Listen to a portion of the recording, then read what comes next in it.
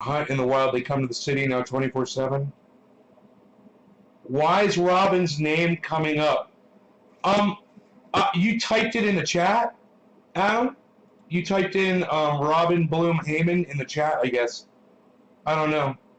My screen keeps buffering. Okay, I'm not dropping any frames, so might be something on your end. Is she in the audience, Robin? Is there someone named Robin, spelled with a Y, in the audience? How did I do that? I don't know. Maybe it's a glitch, bro. Angel, what's up, Angel? Good to see you, buddy. Angel's down to smoke. Angel's here for the cannabis action, aren't you? Aren't you, Angel?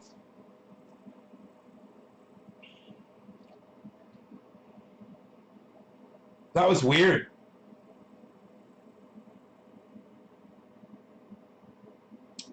Robin Bagnell spells her name that way too, Robyn, I believe. Very stylish.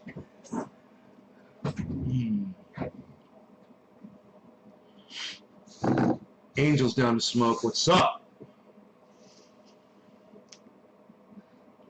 So, did anybody get a chance to check out Dr. Cushman on YouTube? Sorry, my screen buffered. That's okay, Sean. Nate, what did you do for work before you settled down? I owned a recording studio in Orlando. At first, I ran it out of my home, and then I moved it into a large recording studio. And you know what's funny is I don't know why I left there. I don't remember leaving that studio, moving out.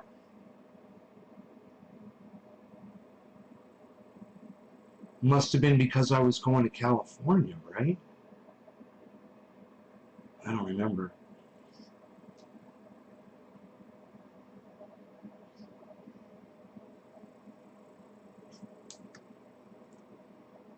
Oh, dude, did I get disconnected? Oh, you guys, I'm sorry. I didn't know I got disconnected. I'm so sorry, guys. I'm so sorry. Oh, wow. The show went off and went back on again. I didn't even realize it, man. I wonder if I lost all my chatters here. Let me check the chat.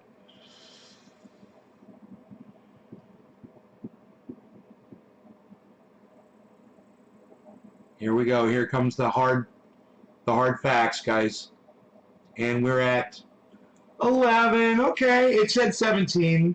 17 was nicer, but I'll take 11. 11's cool. I don't mind entertaining 11 people. Maybe the other people will come back. They'll realize, man, I didn't realize that I reset, bro. I didn't know what caused that. I don't think I was doing anything. But wait, you know what? I did see the camera reset. I saw the camera reset. I saw this camera reset, and it didn't occur to me that the whole system was rebooting.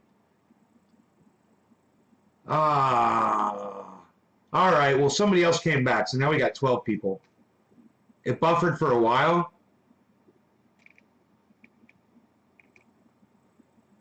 Yeah. Well, we lost the show, so all of the shares are now negated. So if you shared this video, it is now, thanks to the technology at Restream and the technology at Windows and the technology at YouTube and Facebook. You've yelled at them before. Oh, Sean. Hey, Nick. You're back, Dominic and Nick. Like I wouldn't notice Dominic and Nick.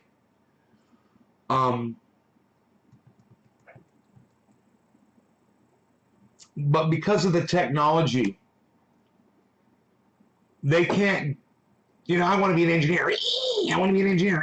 Well, if you're such a great engineer, over there at Restream, why don't you engineer a method so that when I get disconnected from my shit internet while I'm podcasting, it'll retain the fucking live stream and keep that open until I can reconnect. Why can't you fucking do that?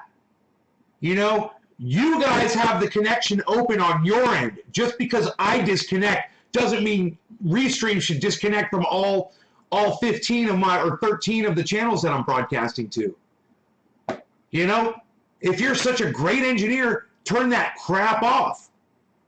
You know, and these fucking morons that are spooling out videos from YouTube, you encounter a slow connection, you know, and you want to buffer it. Why don't you stop, load the whole goddamn video for somebody, or at least enough for them to watch until the rest of it? And why can't you have a computer figure out how much to give them so that they can sit there and have a good, smooth streaming experience, you fucking idiots?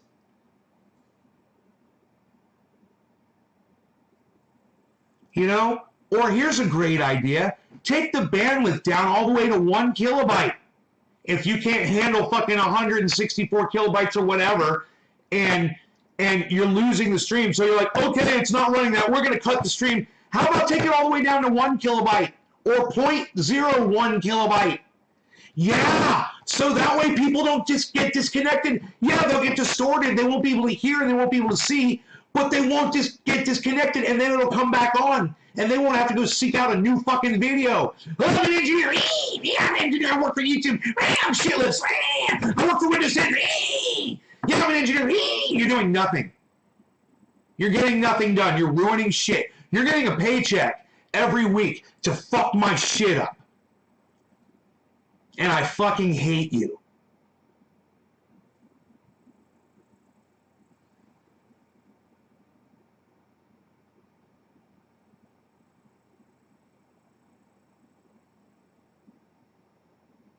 Had a what the fuck moment. Okay, I feel a little better. But, you know, I have to lose half of my audience every fucking day because of some stupid fucking glitch, and it's something different every time. Yesterday it was a USB. I was connecting my phone to USB. Today, just on a whim, my shit just decided to disconnect for no reason. I have no idea what it was. I don't know what it was this time. I wasn't dropping frames. It just disconnected the whole live stream. And my encoder reset. Why? Because, you know, engineers, yeah, they're so great. Software engineers over there at fucking, at XSplit, yeah, they're so great. Restream, Windows 10, fucking YouTube, Facebook, all of them. Engineers, they're so great. They can't figure their own dicks out.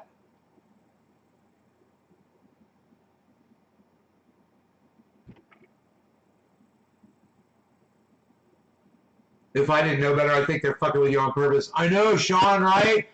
That's why I can't wait to get high-speed internet. You know, that high-speed internet that Donald Trump promised us for 4 fucking years that we never got. Rural. All of America will have high-speed internet. Yeah, bullshit. Elon Musk is still sucking my dick. You know, where's my fucking Skynet or my Starnet or whatever the fuck it's called?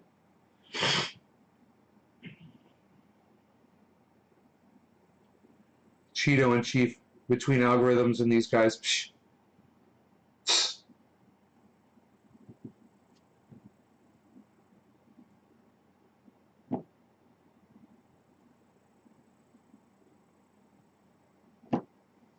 My bees, what? Look at me weird. I'm looking at my doggy. Why is there only 11 people in here? 11 people on a Sunday morning. It's top of the hour, 7 o'clock. Come on, people got to be looking at their clocks going, dude, Nay's live. Don't you get jealous of those guys in Texas with like, oh man, dude, yes. Bro, let me tell you a story, Josh. When I started gaming, I lived in Longwood, Florida, and I had high-speed internet, right?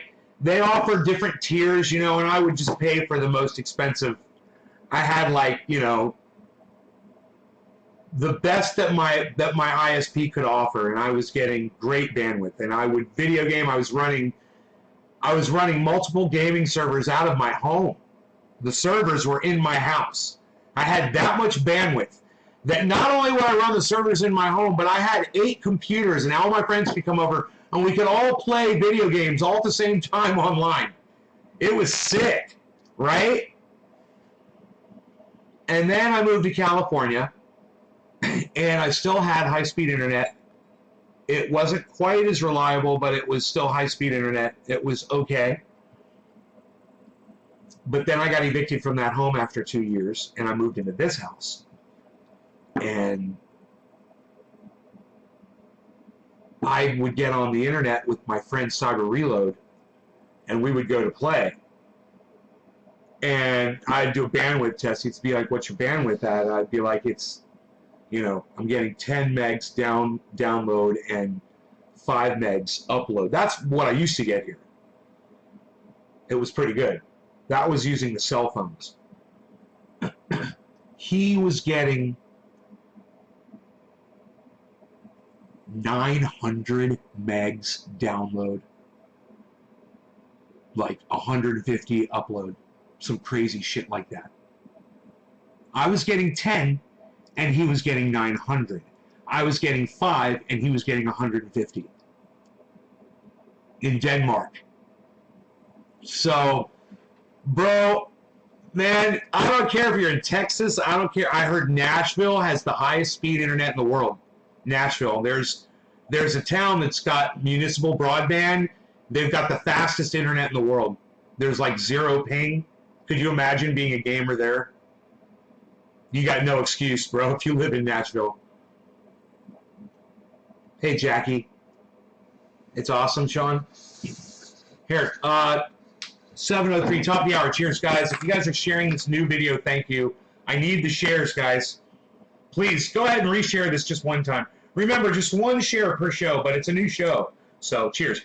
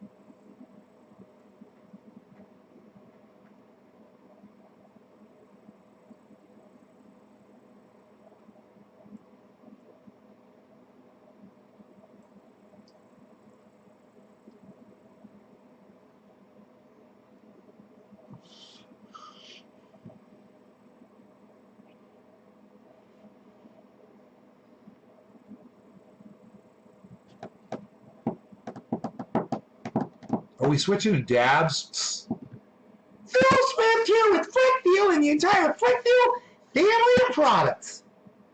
Hi, everybody. Look at this boat. It looks like a goat because I took this chainsaw and I ripped out its throat. But that's okay. We're going to make it way better because we're going to take our new product, FlexPaste, and we're going to fix it so it's not as wetter.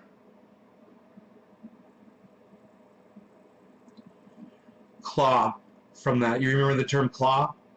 You remember the plant claw? I actually got a clone of claw, or was it seeds? That Hashbean sent me seeds of claw. I can't remember where I got claw from. And I grew it, and it's too bad. It's so orangey and citrusy and sweet and delicious. Such a great strain.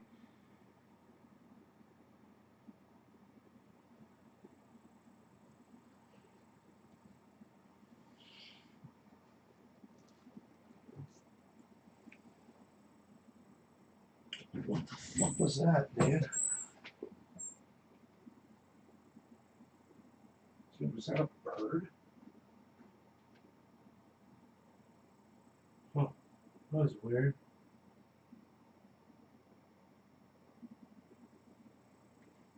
Some like fucking dive bomb off the goddamn rooftop, man. That's freaking weird.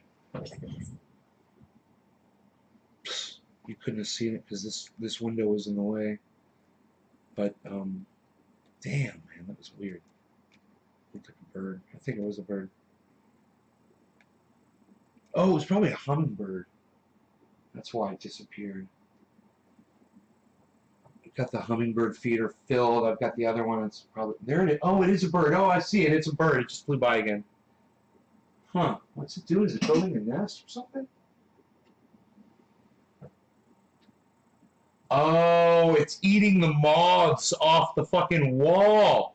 Holy shit! It's flying all around the house, man. There's a bunch of moths on the wall, and it's the birds coming up and eating the moths off the wall. No, it didn't hit the window. It's just flying by it. I had a bird hit the window yesterday. I've got little butterflies on the windows so they could see that there's something there. You know, I put stickers. There's stickers on the windows.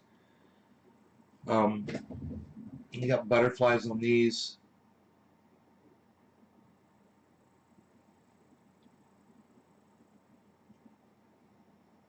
TYT took down the Fuck You Aaron Mate episode. How did you find that out, Steve? How did you find out that TYT took that down? Have an uncle who hikes through California forest looking for Bigfoot. Hey, Bab Blue Draws. It's 7:10. You're right, sir. And I said we're switching to Dabsies. Psst. Nobody's doing them anymore.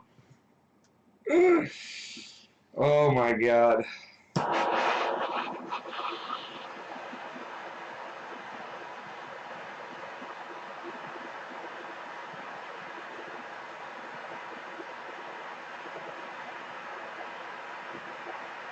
I'm going in early on 7:10. And you know what? I'm really high right now. Just off of cannabis flower. I feel like I've already been doing that. TYT is the Young Turks. The Young Turks on YouTube. Do not subscribe to them. They're assholes. If you are subscribed to them, please unsubscribe from their channel.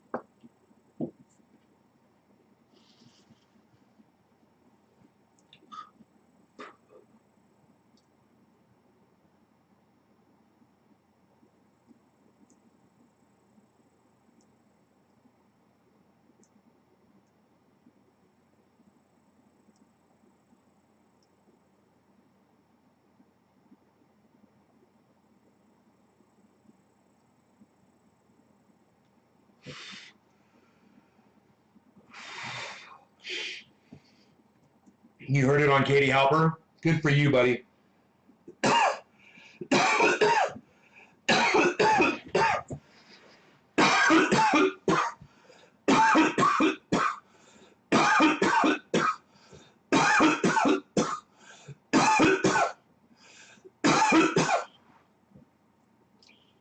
Yeah. Katie Halper. Happy 7:10 on the 7:10. I'm high as fuck. Right at 7:10. Couldn't be higher at 7:10. 10 out of 10.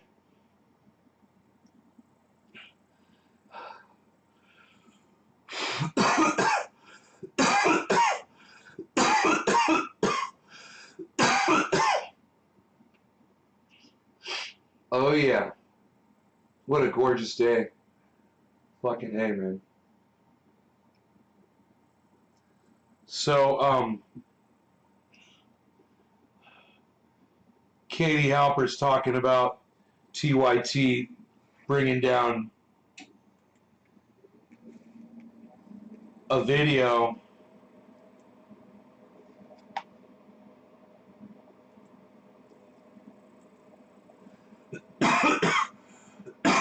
the video is, it might be taken down from TYT, but it will always be up on Jimmy Dore's channel, where they've got multiple copies of Anna Kaspazarian going, Fuck you, Aaron Mate. Fuck you. Fuck you, Aaron. Fuck you. Oh, God, she's such a cunt.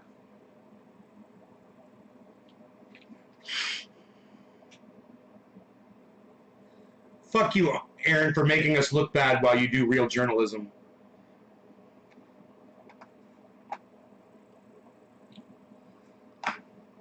I don't know if I'm subscribed to Katie. Katie Halper. Katie Halper. Subscribe. I am not subscribed to her. There we go.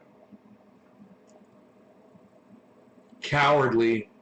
The Young Turks Syria coverage called out by journalist Aaron Mate one day ago. Was it a live stream, bro? Were you watching her live? Any good single player games? No, I don't really play too much anymore. Hello and welcome to the Katie Halper Show. So excited to be here with Izzy award-winning journalist with the Pushback Show on the Gray Zone. He's also a journalist whose work you can find places like The Nation, Aaron Mate. Good to be here. Good night, good evening. Yeah. How are you? I'm good. How are you? Good. Last time I spoke to you, you were in Syria. How was that? It was really eye-opening. I just got back a few days ago, and it was very, very eye-opening. You know, maybe a good way to start would be by just looking at, we're not going to do a big dunking, but actually just going through some of the points that have been made against you because Aaron went to Syria. You triggered some folks at the Young Turks. They made a video. There were some not nice things said about you. You took the high road, asked for a retraction because they had said that you were paid by the Russians. They said I was paid by Russia. They said that I seem to be working for dictators and that I deny the murder of children and chemical weapons attacks. Yeah. Well, you guys, you should all be subscribed to Katie Halper on YouTube. This is Katie Halper on YouTube. They're swearing him out. Is that what they call it in Israel? They're swearing out Benjamin Netanyahu. Good riddance. I hope he walks in front of a bus on his way outside that fucking parliament building. Yeah. And fuck you. Yeah, oh yeah, and Annika's parents told me to fuck off and gave it a finger. Yeah, fuck you, Aaron Mate. And Cenk Uygur also said that, this is where I just felt sad for him. Like, he said, Aaron must be really warm in his little Russian blanket.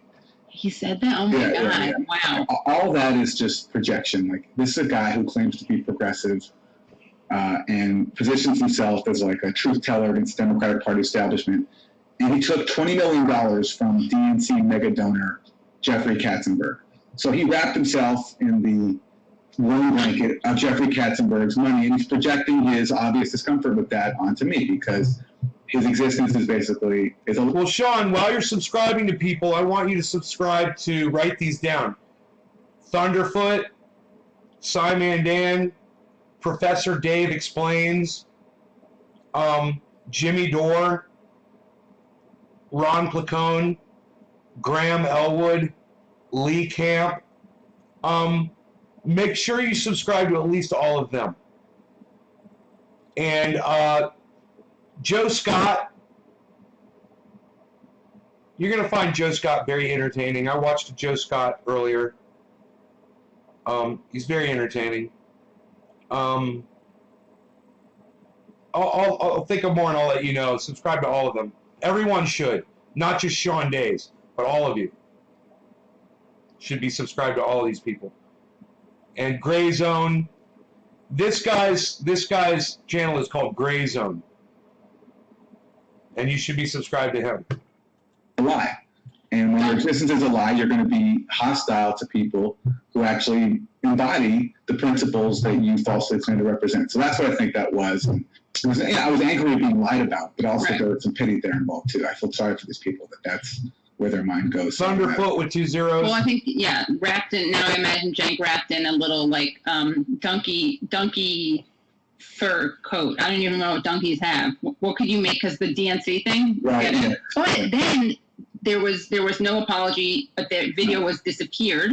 But what I think was interesting is that there was another video put up. And again, Aaron, you don't go around looking for stuff to own the Young Turks on. but sometimes it's important to review it. And it Well, brings look, me I no did.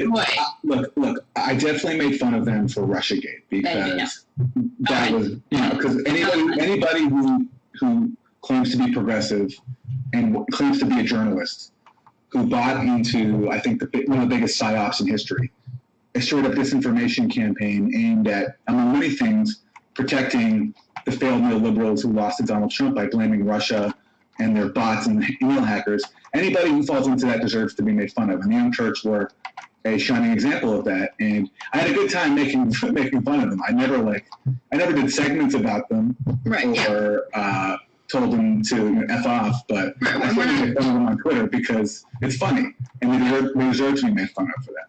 Right. So when I say that, I bring this up because it brings me no pleasure to play what I'm about to play. I actually think it's useful. This is not, we're not dunking on anyone in any inappropriate way. I don't think that the Young Turks regularly covers electoral politics of Syria. I don't think they had a report on this during the last elections. I don't think they cover Syria, period. Right. And to the extent they do, I think they do it to parrot establishment talking points. And to illustrate the absurdity of the segment we're going to watch, the U.S. right now is occupying 1/3 of Syria militarily, in the northeast. The explicit goal, as Trump said, is to take the oil. As another U.S. official said, named Dana Stroul, she now works for Biden. She's a top official under Biden at the Pentagon. She said that the goal actually is not just to fight ISIS, as the U.S. says publicly, but it's to own 1/3 of Syria and use the leverage that the U.S. has in occupying 1/3 of its country and occupying a region where Syria's oil is, and also its wheat. It's the breadbasket of Syria. It's agricultural powerhouse, in Stroul's words, to use the U.S. occupation of that, what she calls the U.S. owning that part of Syria, as leverage to effectuate a political outcome in Syria that's in line with U.S. dictates, which is essentially that the government has to go. So that is the context for what the U.S. is doing in Syria right now. And it's also imposing these murderous sanctions that after helping to destroy Syria for 10 years with a multi-billion-dollar dirty war that, according to some estimates, cost the CIA over $1 billion per year, one of the most expensive in CIA's history. After helping to destroy Syria, leaving it in ruins, as I saw firsthand, now it's imposing the harshest sanctions in the world under something called the Caesar Act. And so the Young Turks, I checked, has never done a single segment on these sanctions. And in this segment, Anna Kasparian, the host, claims that she has an anti-intervention ideology without even mentioning these sanctions or this military occupation. Yeah. So that's just an illustration of like where they're at with Syria. Right. And that's why it's awkward for me to comment on them because I just think they're so ridiculous. Well, I think actually what's weirder about this is that I don't think they ever would have done this if you hadn't appeared on it and they didn't get kind of embarrassed. Steve, is this where they say that they pulled the video down? By cursing Do they say in this video? you out. Right. And I guess I'm bringing that up because I actually think it tells an uncomfortable truth about the media, which is that there are egos all over the place. And, in some ways I'd rather have egos be running the show than imperialism, but sadly those things can overlap. But I was just embarrassed because it was a ridiculous segment for many reasons, but let's watch some of it. Syria just held its presidential election. And Here it is. unsurprisingly, Here it is. Bashar al-Assad won his 4th term, which means he'll be serving another 7 years as the president of the country. In what I'm sure was a totally free and fair election. I'm sure that there was no funny business going on, nothing undemocratic taking place. Now, of course, the truth is very different from that. I'm being incredibly sarcastic. Since they took it down, let's but make it before I full get to screen. the details on what went down during this election, I want to be abundantly clear that as an individual who identifies on the left, you can both be against United States intervention or the United States meddling in these types of situations and also acknowledge when undemocratic behavior takes place. And that certainly is the case in the country of Syria. And I want to make the case All right, pause it there. Pause it there. That's a good. I wish that speed. Yeah. All right, so that's a good example. So what she's saying, this is a classic thing that people like this do, where they will claim to be anti-U.S. intervention, they'll claim to be leftist, while simultaneously, in her case, in the case of this segment, omitting any of the most minimal facts about U.S. intervention, the 10-year dirty war launched by the CIA, the U.S. occupying 1/3 of the country, and the murderous sanctions that prevented firm rebuilding. Okay, imagine doing a segment about Syria right now, claiming that you're against intervention and not being able to name or acknowledge the most basic facts about the ongoing U.S. intervention that is making Syrians' lives miserable. That's the first thing. So basically, this is a classic thing where someone will claim to be anti-interventionist while omitting any of the facts about it, and then proceeding to advance all of the current talking points that are being used to justify U.S. intervention. So it's this cowardly thing of not wanting to own your actual position, which is simply, I'm going to be a useful idiot for imperialism and do exactly what the rest of the established media is doing to the extent that it's talking about Syria at all. Yeah. And parrot all the talking points, create a straw man about, and reduce Syria into, which is always the playbook. Because this video is There's over. one person, Assad, not a state full of people. It's over in like 10 seconds. Views. Reduce the state to this cartoonish portrayal of one person, as the U.S. always does every single target of regime change. Saddam Hussein, Muammar Gaddafi, you can go down the list. You must have been watching this. This is just a section of what you were probably watching. You were probably watching this live. The people And they in the cut countries this, that are it's just a affected section by of it. policies. And that's what a segment like this plays into. See? They cut it. So, right on, bro. Too bad they didn't show it in there. But that's funny that they removed it, man. They're assholes. Fuck you, Aaron Mate. Fuck you. Basically, you know, what more can Aaron Mate do to have them take it down? You know? It was slanderous saying that he was in bed with Russia, you know, that he has a Russian blanket, and he must keep him really warm at night, his Russian blanket. He's such an asshole. But, no, don't be sorry, it's cool. I like hearing what they have to say, man. Both of them. Washington Post Live put this fucking cuck bitch up on, look at this. The UFO guy. This guy with the fucking badger beard. Badger beard, motherfucker.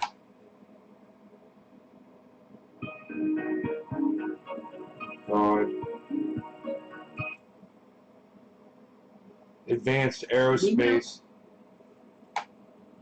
Washington Post. Former director for AATIP, the Advanced Aerospace Threat Identification You Program. guys, this has over 500,000 views. This UFO video has over 500,000 views. Some answers. So excited to welcome you today, Lou. Thanks for joining us. Jack, it is my sincere pleasure to be with you and your audience today. Thank you very much for having me. So I want to take us back for a second and set the table for this conversation. How exactly did you get assigned in the first place to investigate UFOs for the intelligence community? Well, Jackie, quite frankly, I was voluntold. In essence, I had some prerequisite experience that they were looking for. At the time, the organization was fairly new, and they were looking for someone to create a counterintelligence and security portfolio. And I guess because of some of my background running investigations, counterintelligence investigations, and some of my background in technology protection, specifically with aerospace systems, that probably, I suspect, was a fairly lucrative skill set. Yeah, he glazes over that really fast. I wonder what his aerospace systems experience entails exactly. He kind of goes through that pretty quick. Because for someone who claims to have a lot of experience, he seems to not be able to debunk these stupid little videos too easily. And it's his job to do it. That they were looking What a fucking clown bitch. for to create this sub portfolio under H. Shout out Booz and Bozo, you're unblocked. And that's how I got into the program. I entered the program in 2008. I was asked by its director to come on board and establish this program. And then in 2010 is when I was asked to take over the effort. And I'm sure many of you are well aware of this. If you are tuning in, you've probably watched the documentary that came out this year, The Phenomenon. Senator Harry Reid, which the stock outlines, got the program funded. Did you brief him in Congress on these unexplained pilot sightings when you were running the program? Jackie, we provide many briefings, mostly through DoD and intelligence community leadership. Hey, yo. That information was also provided to to staffers and, of course, our elected officials.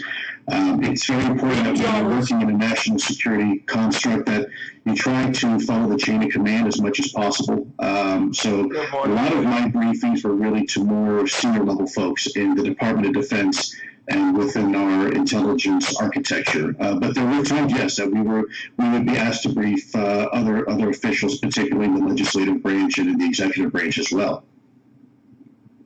And right now, everyone in Washington, and really a lot of people around this country, are hotly anticipating this unclassified government report on aerial phenomenon witnessed by Navy pilots. It's expected to be delivered to the Senate intelligence community by the Director of National Intelligence, hopefully by June 25th. The New York By June 25th.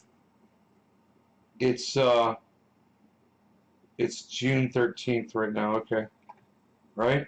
Times reported that senior administration officials who were briefed on the findings said that the unusual movements witnessed by pilots did not originate from American military or advanced U.S. government technology. But that's really about the only conclusive finding that has been so far teased from the report.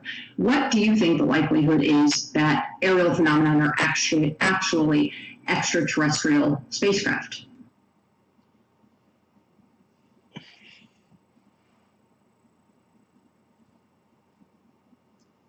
She's a fucking idiot. She's asked him, what are the chances that these are fucking aliens?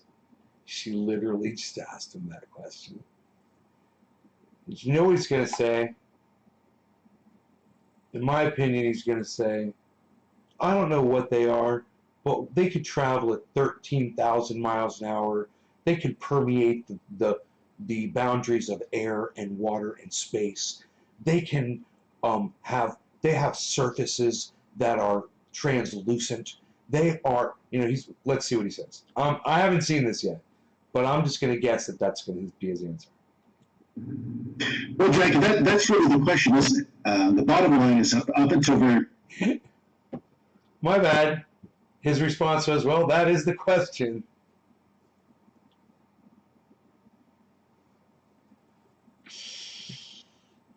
That is the question, isn't it? Yo, Nay, you going to do another bong rip or a dab? That is the question, isn't it, folks? Wouldn't that piss you the fuck off? Yes, I am going to do another bong rip or a dab. How about that? That is the question. Little filibuster in there. Recently, there are really only three possibilities of what this could be. And the first possibility is that it is some sort of secret U.S. tech that somehow... No. Let's say if he says it could be something that, normal that we're just misperceiving. Let's see if he says that. We have managed to keep secret even from ourselves for a long period of time. The second option is that it's some sort of foreign adversarial technology that... Wow! He doesn't even leave that as a possibility, guys. Are you keeping up with me here? He says these objects that they're reporting or that they're seeing and that they've got on video, supposedly, they could only be three things. And of the three things he mentions, one of the things isn't a misrepresentation of what we think we're seeing. He doesn't even leave that open as an option. Are you following that, guys? Because look, the next thing he's going to say is something from out of this world. That has somehow managed to technologically leapfrog ahead of our country, despite having a fairly robust and comprehensive intelligence apparatus. And of course, the third option is something quite entirely different. It's a different paradigm completely. Now, as he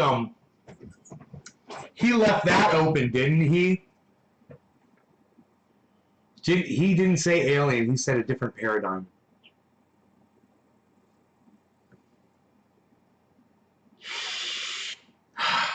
Okay, Google. Paradigm definition.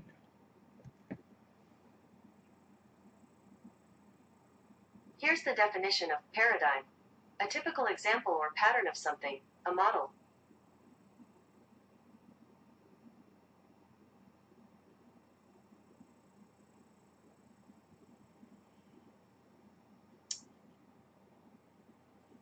Let's go back. The third option is something quite entirely different. It's a different paradigm. The third option is something quite entirely different. It's a different paradigm. The third option is something quite entirely different. It's a different paradigm completely. Now, as of this week, we now know through some of the discussions at senior level leadership that this report has definitively stated once and for all that's not our technology.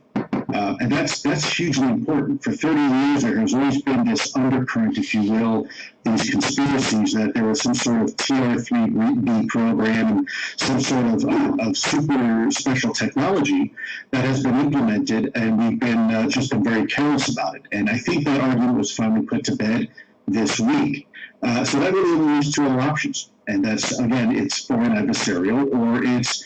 He's going to say it again. Is he going to say 3, a different paradigm? What's he? This is interesting because I haven't seen this yet, and I'm just dying to find out what he's going to say. Is he going to say aliens, something from another world, or is he going to say what he should say, which is misjudgment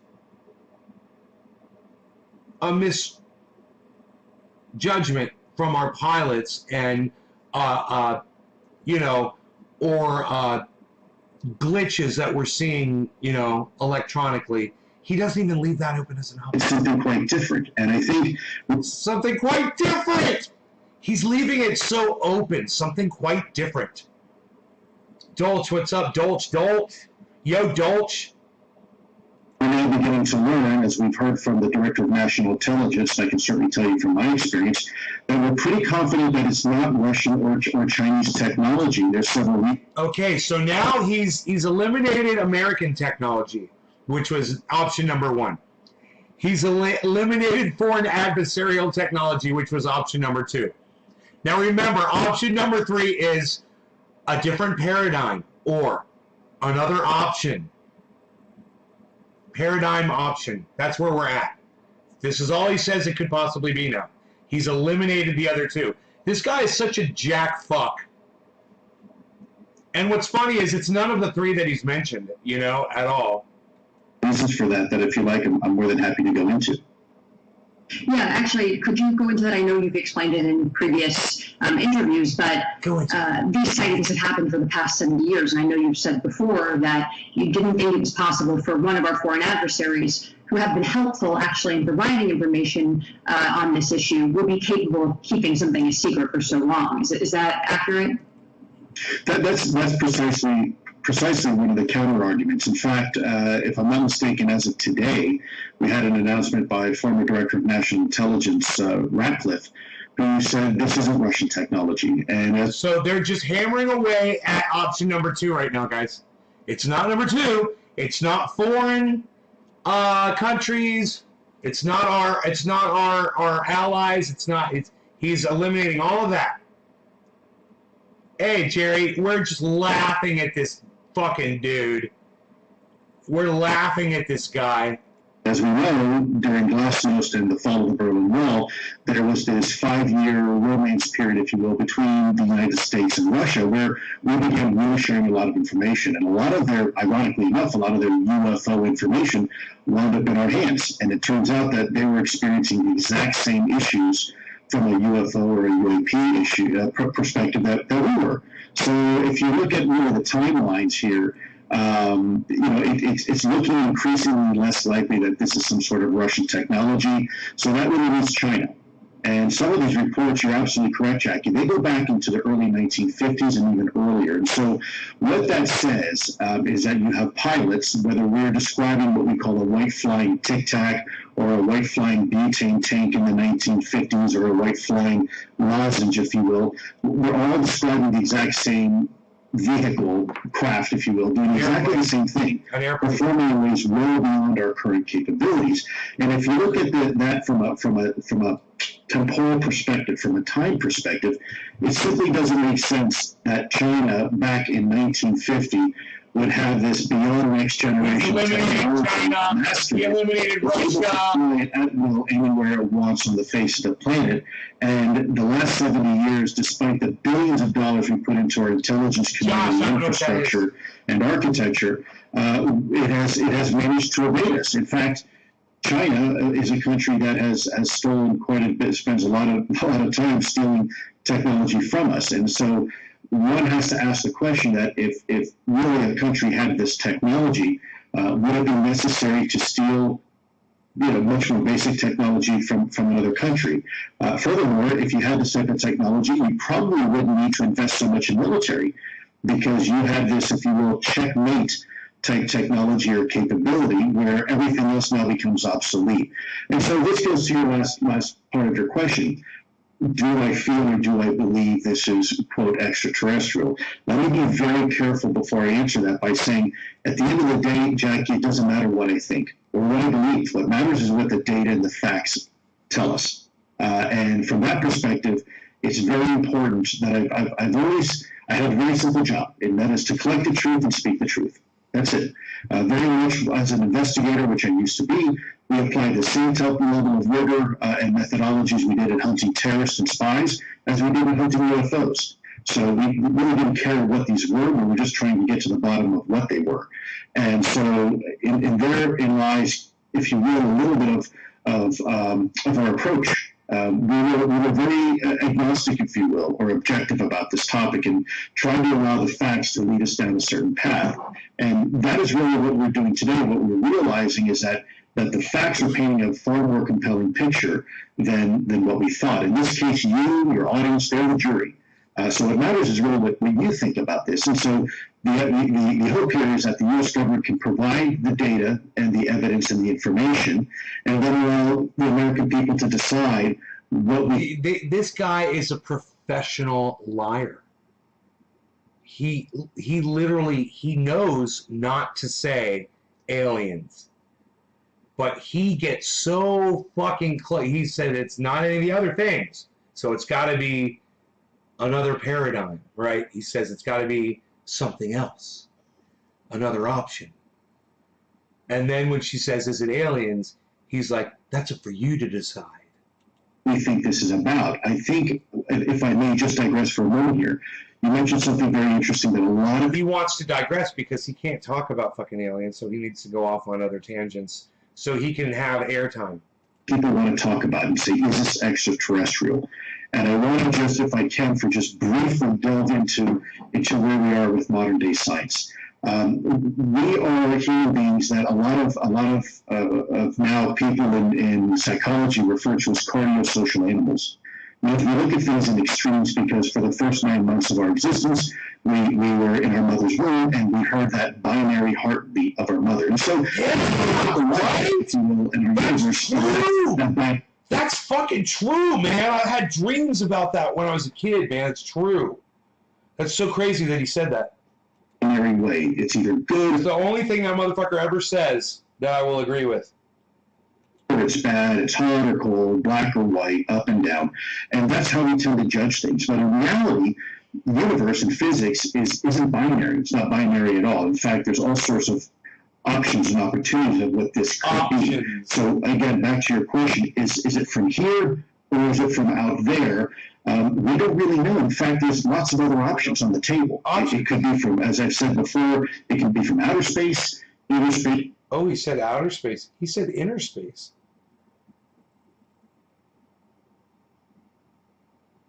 Right, Josh? For the space. Thank you, Jerry, for the digit droppies. Droppies of digis.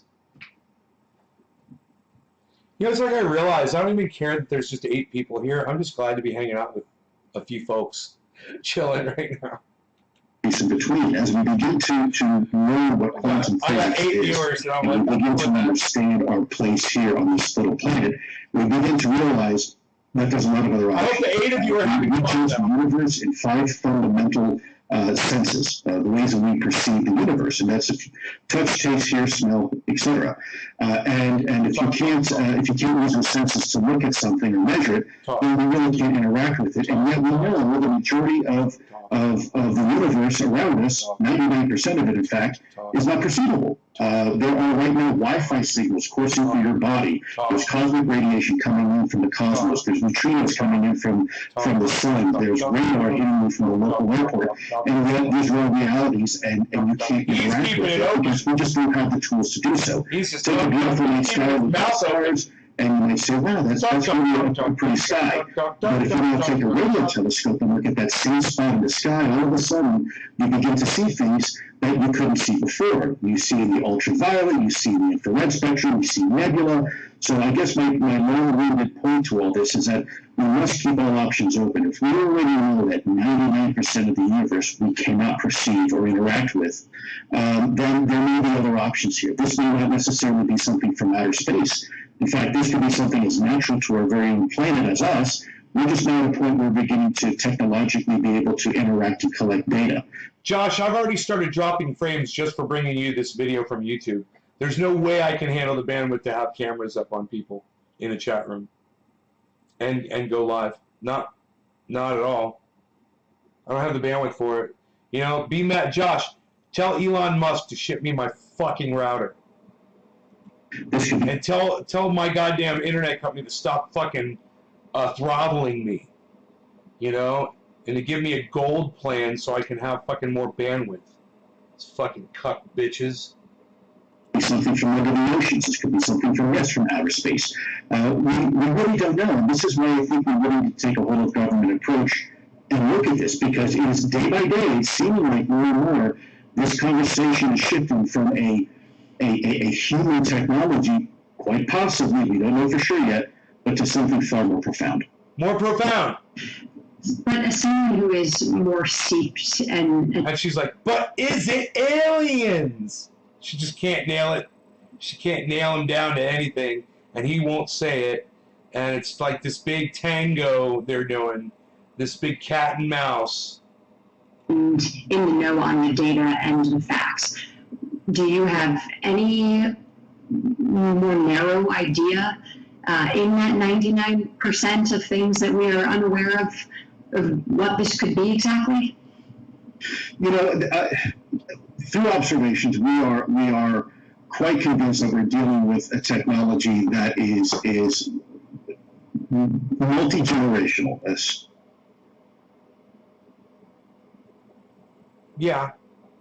Yeah, it's multi-generational. It goes across different generations, yeah. People have been taking blurry photographs of fake bullshit for multiple generations. So what else is he going to say? Talkerton? Several generations. Okay, you just said that. Talky, filibustery. You said it twice. What else are you going to say, little talky man? What else is little talky man going to say, talky? You going to talk a little bit more talky? What are you going to say?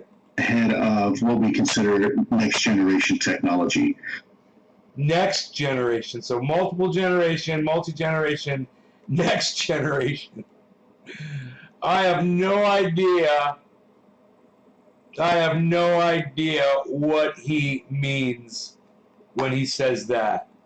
But it's fucking hilarious. So what we consider beyond next generation tech. Did he just say generation 4 times in a row?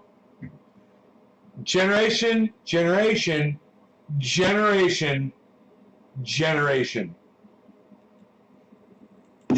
Quite possibly, we don't know for sure yet, but to something far more profound. Get ready.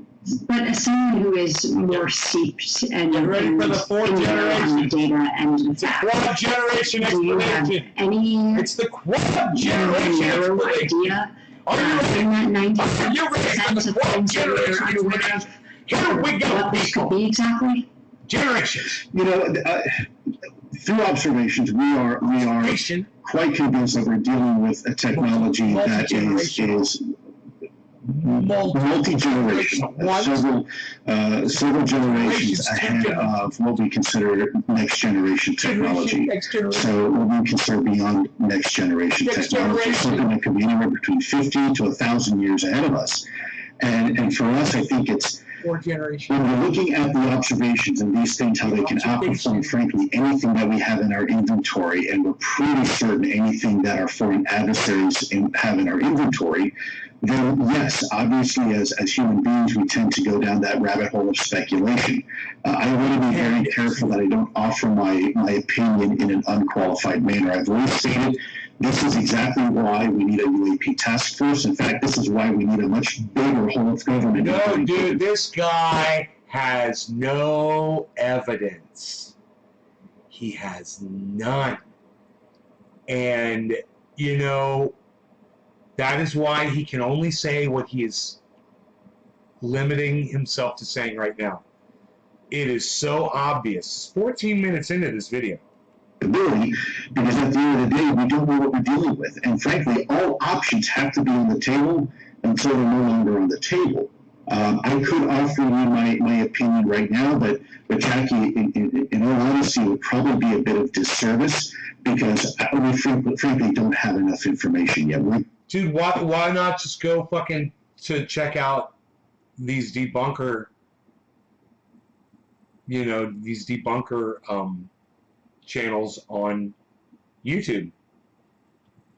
Oh, one more, Sean. Sean, are you still here?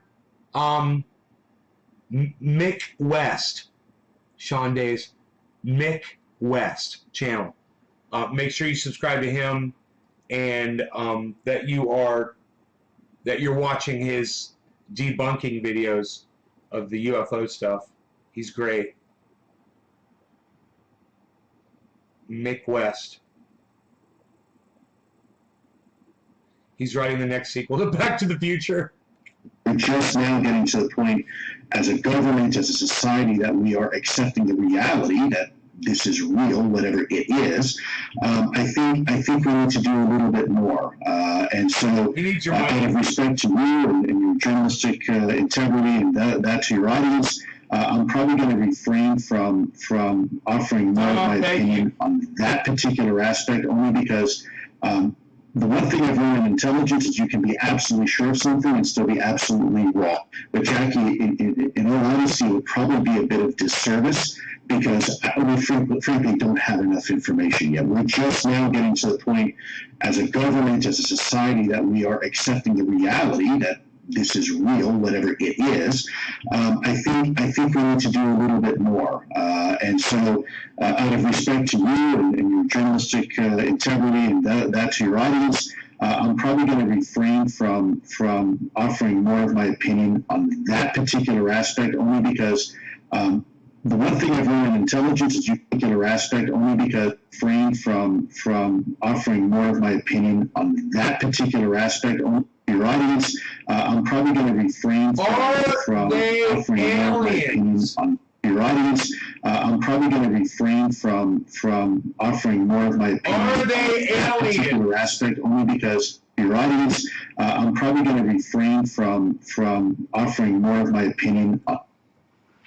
Are they aliens? Are they aliens? Isn't that your job? Are they aliens? Are they aliens? Are they aliens?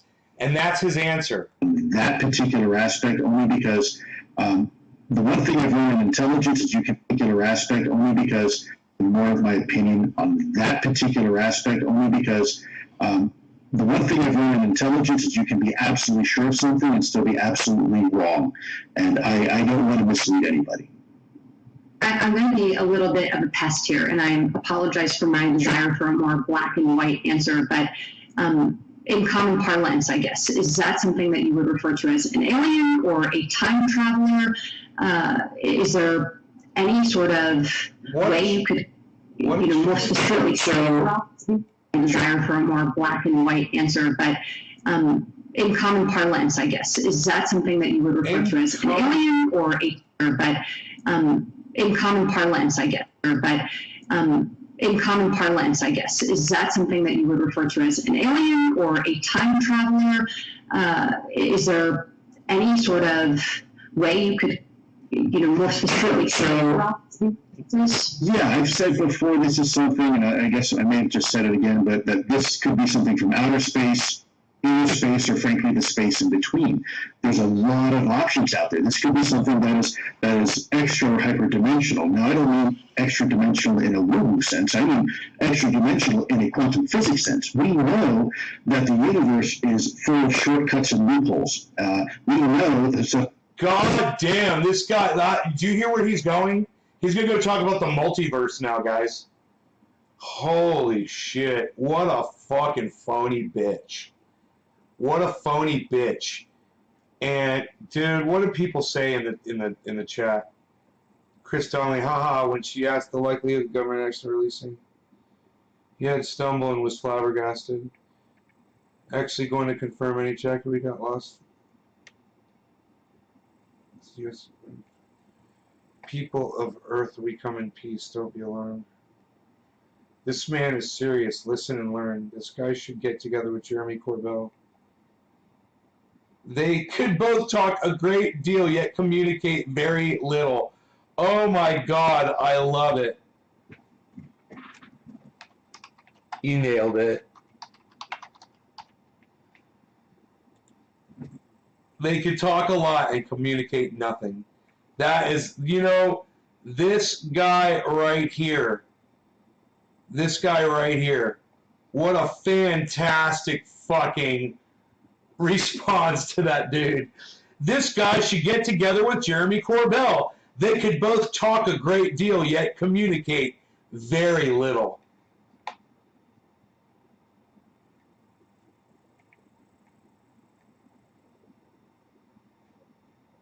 Three replies.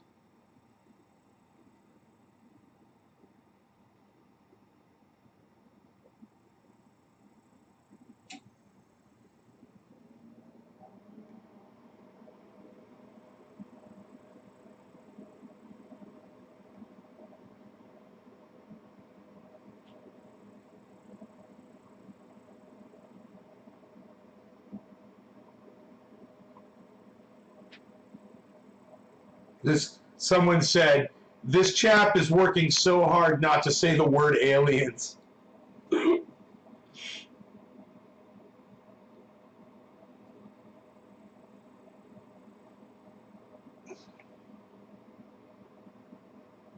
Are they the Vulcans or the Borg? Someone said. Hey, Karen. Let me backtrack for just a moment. It took a renaissance to come to the point where we understand Newtonian physics. We understand what gravity looks like. We still don't quite understand what it is yet, but we understand what it looks like. And we understand forces, acceleration, and whatnot. So we have these really elegant solutions for our observation. Do we not understand what gravity is, guys? Does anybody here not understand gravity? If you don't, stand up and just kind of, I don't know, pick up an object and just hold it and just drop it. Make sure it's nothing you want to break. There. You understand gravity now?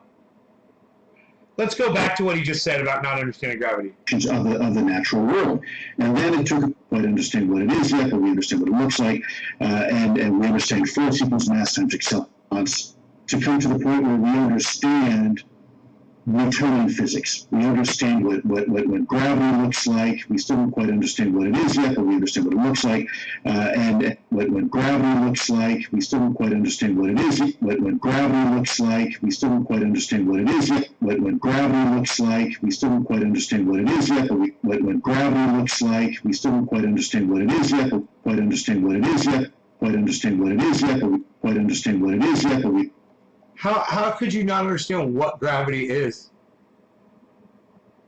It's the force that pulls things towards the earth.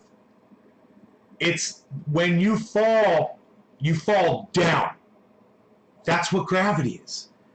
It's why you don't fall up or left or right or backwards or forwards. You fall down. That's the force of gravity. We pretty much understand what it is. This guy works for the fucking government. He doesn't understand what gravity is yet. And he's looking up at shit supposedly identifying UFOs. He doesn't even know what gravity is. Oh, because the whole Bob Lazar gravity drive thing. Gravity drives. They're gravity drives. They're drives that are on gravity. They're on the gravitational poles, and they separate. They're Moses, and they have the stack, and they separate the Red Sea of gravity, and then it allows the spaceship to move through gravity. That's why in outer space they have gravity drives that run on gravity, even though when you're in outer space, there's no fucking gravity force on you. Is there? When you're in outer space, how the fuck are you using a goddamn gravity drive? Does that even make sense? Oh, it goes to the Earth, and it takes the gravity, and it forces the gravity to one side. And, hey, Billy, what's up, buddy? We were just talking about gravity drives, bro. They're talking about gravity drives, bro. We understand what it looks like, and we understand force equals mass times acceleration and whatnot. So we have these really elegant solutions for our observations of the natural world. And then it took a couple hundred years, but along comes some cat with crazy hair we call Einstein, who now introduces the notion of relativity and kind of upends really science and turns it 180 degrees and says, well, actually, there's a thing called space-time, and space and time are actually connected, and they're also stretchable and compressed. Can you believe this guy is saying this? She's like, are these things that we're seeing aliens? And listen where he is, 16 minutes into this interview. And as bizarre as that may be, that is precisely what we're seeing. And so space-time can be warped based upon mass or a lot of energy. And then, of course, 47 years ago, we really start getting into this whole other paradigm of science, and it's quantum physics. And someone once described it as you have this box sitting on the ground, and in walks a dog, and all of a sudden, two cats walk out. And as crazy as that may seem, that's precisely what we're seeing in these observations with quantum physics, proverbially speaking, of course. So it doesn't make sense, and yet there's this weird duality. Maybe the universe, the speed of light, although maybe the universal speed limit, there may be some shortcuts and off-ramps in this understanding of our universe. So we're just now scratching the surface of understanding what type of science it may take to do what we are seeing with these vehicles. There's 5 specific observables associated with these UAPs, unidentified aerial phenomena, that really separate them from the rest of anything that we would consider terrestrial aircraft or man. They move unlike anything that we have. They can transcend water and air. They can vanish and disappear. And we see them, and then now we see them, and now we don't. They're identified by multiple people. I've seen them simultaneously. These things are identified. We've captured them on video. We've got video of them. These are the 5 things. Let's see how close I was. And aircraft or some type of human-based technology. And again, I want to be careful not to go too far out on the limb, because that's where the speculation starts, and that's also where the danger starts, because we simply don't know yet. We don't know. Well, and I guess the other key question here is, what do you think the likelihood is that the U.S. government is actually going to confirm anything? He never said the 5 things, did he? That was weird. Jackie, I think I lost you, but I'm going to go ahead and try to answer the best I can. I think that's funny. They cut off. It got cut off there. I don't know what happened. You were asking me what the likelihood is of the U.S. government going ahead and confirming anything in this 180-day report. So let me see if I can go ahead and answer that. Hopefully that was your question, because I seem to have lost signal. So the 180-day report is, first of all, not substantial enough time to do a comprehensive report. In fact, I told people it takes longer to remodel. Okay, so how long are you going to complain about that for? Okay, next point. A household kitchen sometimes than it does to take 180 to conduct one of these 180-day reports. Secondly, there's the other issue here that we have COVID and this pandemic that kept a lot of people home for most of that time. And then thirdly, I think if this turns out to be some sort of adversarial technology that has happened to leapfrog ahead of us for the last 7 years, Jackie, we're talking about one of the greatest intelligence failures this country has ever seen, probably eclipsing 9/11 by an order of magnitude. It took us nearly 3 years to come up with a 9/11 commission's report. If this turns out to be some sort of adversarial technology that did happen to technologically leapfrog us, 101 days, I don't think it's going to be sufficient. I think what we can expect the report to say is something like this. There are about 100 and some odd cases out there that are compelling enough that they are definitely displaying some sort of capability, technology that we don't have. Secondly, we don't know what these things are. We have no evidence to suggest that they are from outer space, but at the same time, we have no evidence to suggest that they're not. And so this report will probably be a bit of a placeholder. The one thing we know for sure at this point is that it's not U.S. secret technology. So that takes part of the 30-year argument that this is some sort of secret Air Force, if you will, weapon platform being tested. That's now off the table. And so now we can focus more, I think, on the foreign adversarial perspective, or hopefully maybe something on something, quite frankly, sufficiently different than anything that we had possibly considered before. Is that better? And when you're actually talking about this as a national security threat or as a foreign adversarial threat, as you just mentioned, I think we need to talk about China here, which the United States government also views as a national security threat. And China is making big investments at the moment to identify extraterrestrial life as a part of their military mission. There's discussion within the community about whether it's better for us to lead the way with confirmation versus China doing so, and possibly being dishonest about what they found. Essentially, a new modern-day space race. Do you think, in your opinion, does it matter which national takes the lead on confirming the presence of extraterrestrial life, and who gets to the bottom of this answer first? I think, well, you're right, Jackie. Not only that, they've just announced they've established a new UAP task force similar to ours, and they're using artificial intelligence to do this. We also know that there's a play by them to try to lead this conversation at the United Nations. That, for me, it's a multifaceted question you're asking me. There's two parts of me, and I'm a little bit, I guess you'd say, schizophrenic about the response. There is the national security side of me that has said always, we have these adversaries, these traditional adversaries, and they're going to steal everything they can from us. We should don't trust them, try to cooperate, but don't trust them. But then there's the other side, which is the more governmental side of me that tends to be a little bit more optimistic. And perhaps this is an opportunity for our countries, rather than to find disagreement, maybe to find some sort of common ground. Maybe this may be a new renaissance. Maybe this is an opportunity for our countries to work together on the common good that involves all of humanity. Maybe this is like we did in the Cold War when we started working with Russians this era of cooperation. We start meeting each other in space. I would certainly hope the latter is what happens. I don't know. That's a great question, because what I hope for may be different than what I expect, and that still needs to be reconciled. So I don't know if I answered your question appropriately, but that's how I feel. I would love nothing more than an opportunity to work with our adversaries, our conventional adversaries, Russia, China. Let's get everybody to the table. I believe this is a topic that involves all of humanity. I think it affects all of us equally and yet differently, depending on our philosophical, sociological, and theological belief systems. So I guess maybe the kid in me wants this to be an opportunity for us to work together, but I also have a very realistic side, because I've seen what those countries are capable of doing, and it would have to take a lot of trust for us to do that. And several of these UFO sightings have been above secret nuclear weapons facilities. Almost every major nuclear power across the globe really has reported and declassified these sightings. You have talked extensively about the connection here, which might be helpful, I think, for some people to hear in advance of my next question, which is whether or not the U.S. government has considered utilizing nuclear-powered naval fleets to learn these kinds of things to further study them. Wow. So first of all, Jackie, thank you for asking such a thoughtful question. Obviously, you've done some homework. And I also want to, by the way, thank you as a journalist for following this topic, because I know there's a lot of risk involved. And I also know there's been traditionally a lot of stigma and taboo associated with it. So I want to congratulate you for your courage, and thank you and the audience for at least having this conversation. But secondly, yes, that is one of the concerns we have from a national security perspective, that there does seem to be some sort of congruency or some sort of intersection between these UAP or UFO sightings and our nuclear technology, whether it's nuclear propulsion, nuclear power and generation, or nuclear weapon systems. Furthermore, those same observations have been seen overseas in other countries.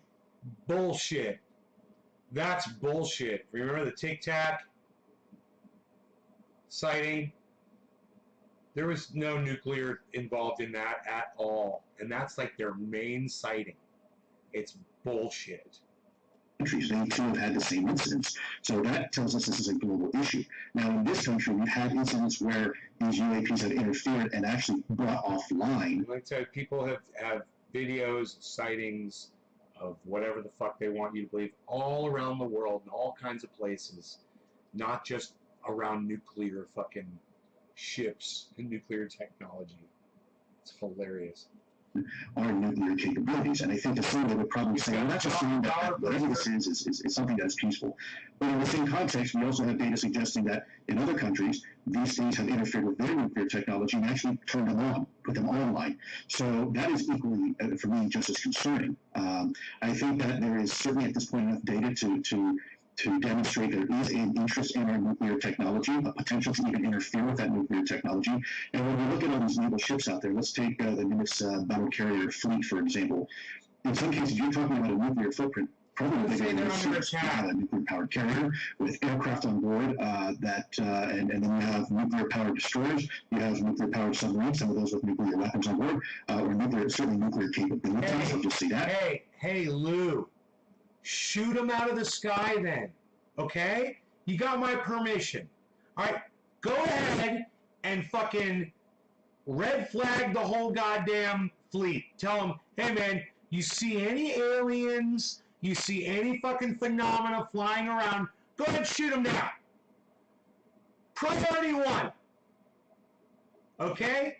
We're going full war against the aliens. How about that, Lou? Let's do that.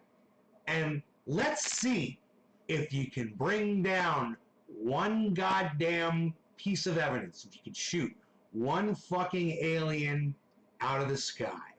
All right? There you go. No more wondering about it. No more worrying about it. Now if one shows up, everyone is commanded to destroy it. Okay? And as soon as you shoot it down, we'll be able to study it, right?